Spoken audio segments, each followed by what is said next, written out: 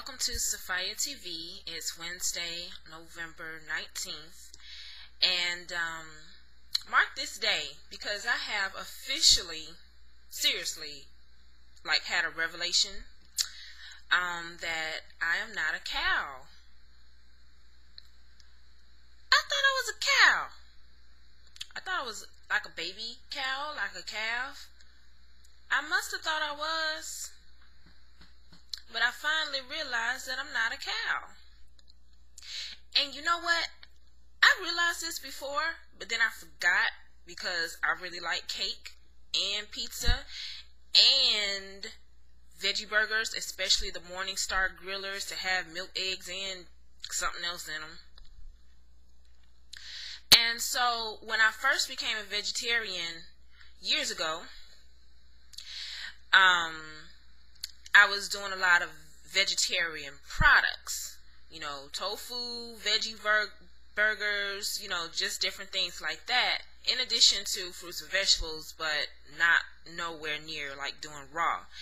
And when I started learning about the chemicals and the different names that byproducts of dairy and meat have, and realizing how many of those products are in a lot of vegetarian foods, I was like, why am I eating this? If I'm going to still eat chicken or meat or dairy or eggs in a vegetarian product, I might as well just eat that and be done with it, instead of eating all of this, extra processed stuff. So that was my fat girl logic and became my decline from my vegetarian life.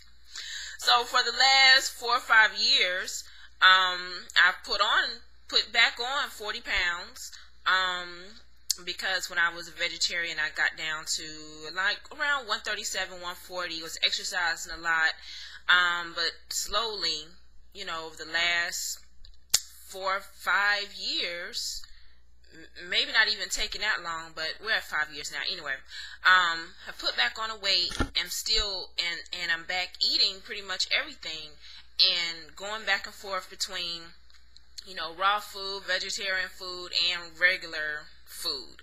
And the thing is, I like all food. I'm a seafoodist. I understand that about myself. I am a seafoodist. Fried, raw, smothered, battered, buttered. It can be a green juice. It can be, chicken. It can be chickpeas. Doesn't matter.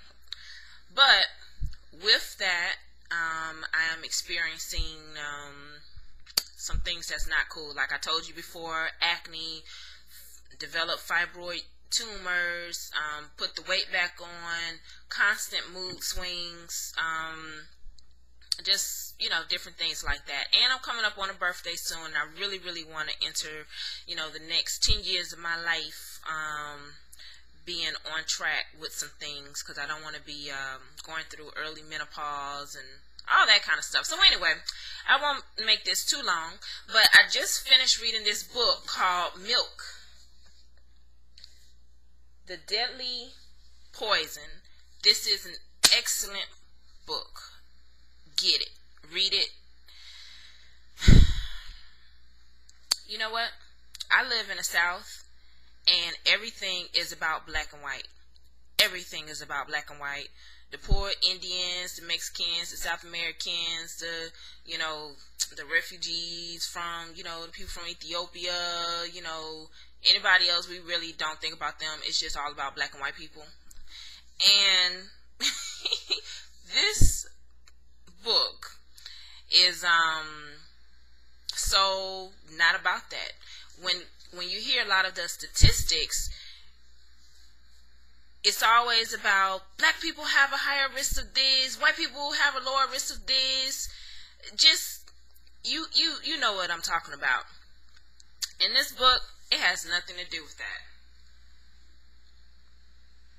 It's just about the facts, written by a psychologist, some long scientist word that he is. And it's basically that, as human beings, you're not supposed to drink cow milk because it's for a cow. It's like, wow, I'm not a cow. I'm going to read to you This work is dedicated to all people throughout the world who endure a variety of symptoms and diseases without recognizing the dietary root of their suffering. May they learn to recognize that the fountain of youth for themselves, their children, and future generations might be revealed after eliminating just one food from their diets. That being milk, dairy products of all kinds, whey, casein, cheese, milk, butter, yogurt. They link milk to higher chance of breast cancer. And then you find all the lovely little pink ribbons on yogurt and so many products that have milk in it. He attacks this issue from all sides, from a spiritual side.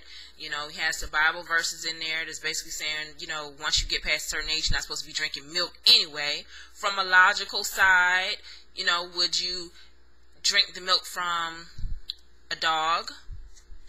Would you drink the milk from a cat? Would you drink the milk from a reindeer or antelope or, you know, any mammal that gives off milk? Why do we choose a cow? And then if we were to go to our mother and say, Mom, give me some of that, that would be considered weird and disgusting. But it's okay for us to drink the milk of this animal.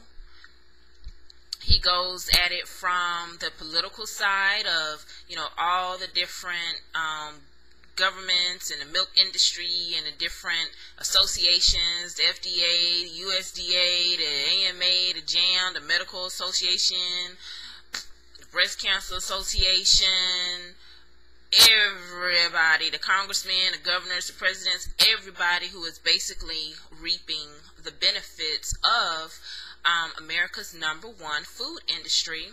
Believe it or not, it ain't cocaine, it's milk. Oh, cocaine not food. To some people it is. But anyway, you get my point. So I'm thinking, what if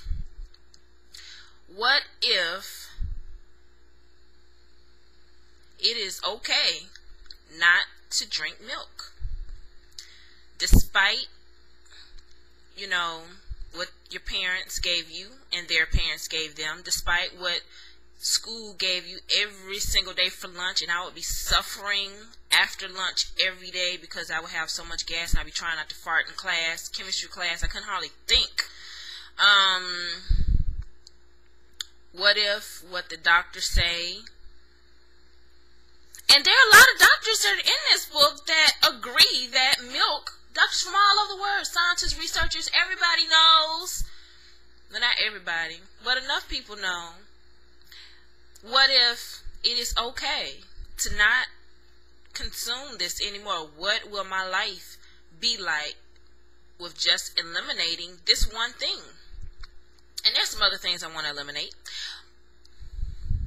I have so not a taste for milk right now, knowing that there's pus, which I now recognize as being whiteheads.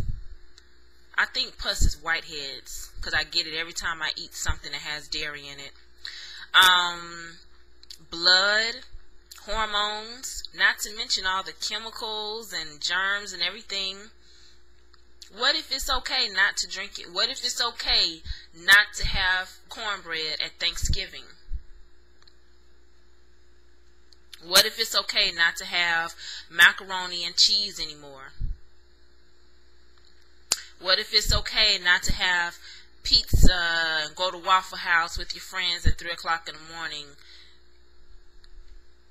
What if it's okay not to have ice cream and cake for birthdays? What if it's okay? What will happen? Let's see.